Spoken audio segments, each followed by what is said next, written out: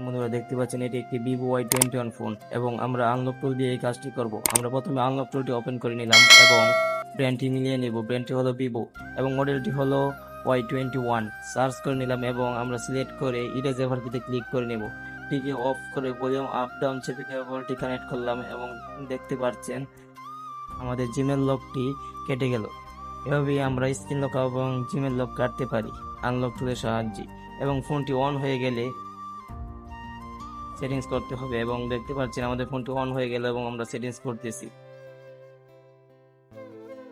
এবং সেটিংস শেষ হওয়ার পরবর্তীতে আমরা কাস্টমারকে ফোনটি দিয়ে দিতে পারবো।